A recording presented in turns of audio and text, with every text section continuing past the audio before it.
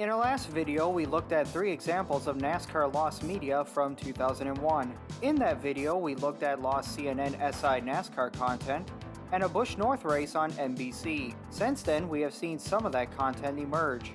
YouTube user Dave W. uploaded his copy of CNN SI's coverage of Southern 500 qualifying back in September, replying in my last video that more CNN SI practice and qualifying will be uploaded to YouTube down the road. While there indeed exists more NASCAR lost media from 2001, the topic of this video today will look at missing lost media from CASCAR to NASCAR's All-Star Open to the Speedcar Series.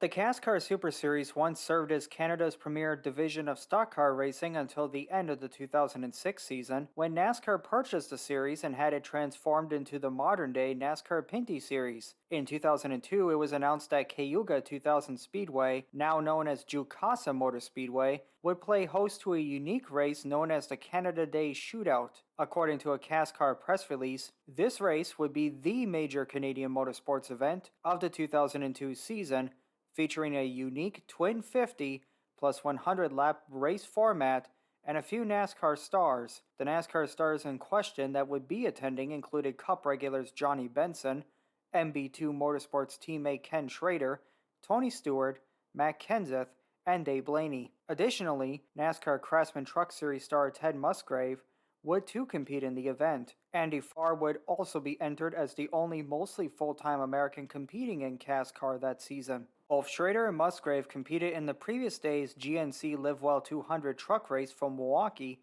with Musgrave recapturing the points lead, a 4-point margin from David Starr, following a 5th-place finish, while Schrader would finish 33rd after 27 laps, retiring due to brake issues on the right rear of his truck. The last 2 races on the CASCAR calendar before Cayuga were back-to-back races in Mosport.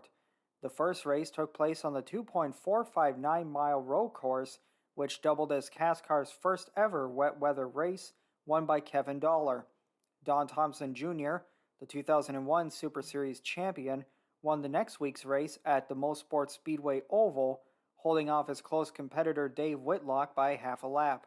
The 2 drivers were involved in a barn-burner finish in last year's Cayuga event, where Whitlock drove under Thompson Jr. on the last lap to claim his first victory in several Super Series seasons.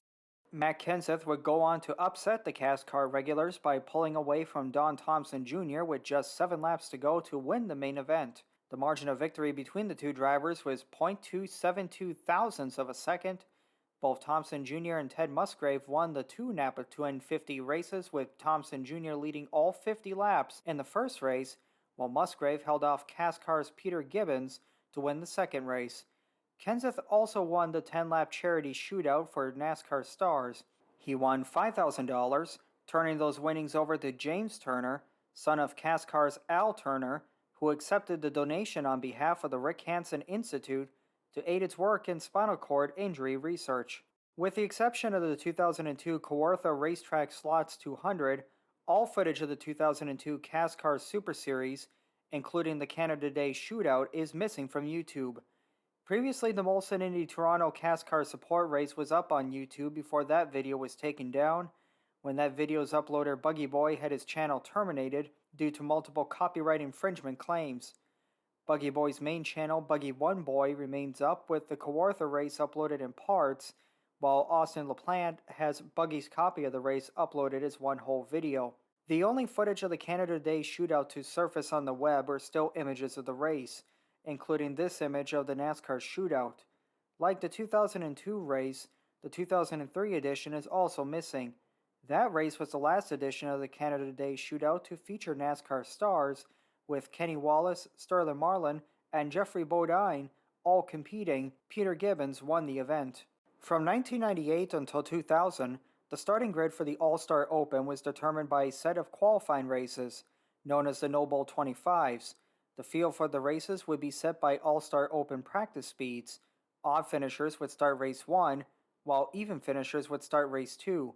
Like the Daytona duels for the Daytona 500, the finishing order in race 1 would determine the inside positions for the Open itself, while Race 2's finishing order would determine the outside positions. Starting in 2001, the open starting grid positions would once again be determined by single-car qualifying runs. With the exception of Race 2 of the 1999 Noble 25, footage of these races is lost. Besides the 1999 races airing on Speedvision, the 1998 races also allegedly aired on the network, with the 2000 races allegedly airing on TNN.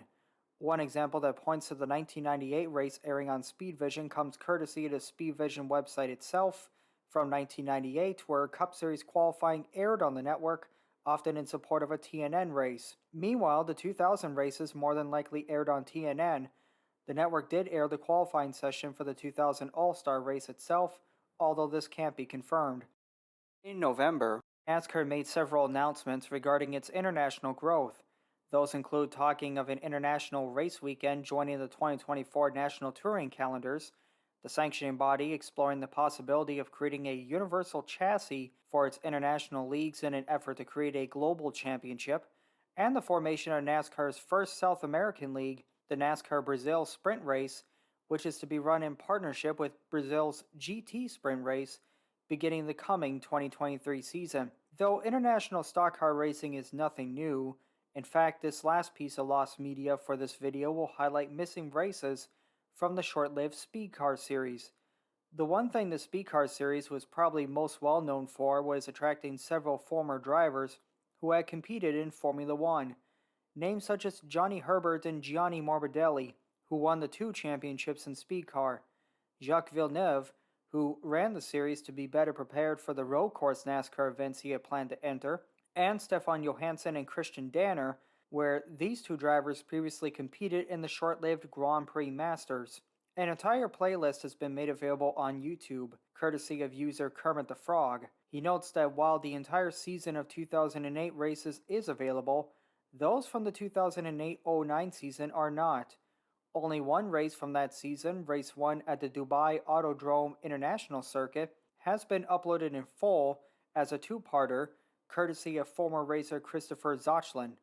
The rest are either race highlights, or in the case of the 2-race series finale, are missing.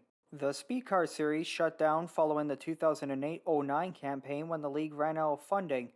According to Circuit Pro Digital, the series was said to owe $41.7 million, with $38.5 million to series backer Union Properties, and even $169,200 and $129,700 to star former F1 stars Johnny Herbert and Heinz-Harald Frentzen. According to The National, everything from the cars to support equipment was sold as a single lot through GoDev.com in August 2010 as part of the liquidation process. So that will do it for this edition of Stock Car Lost Media. Thanks for watching, and I will see you next time.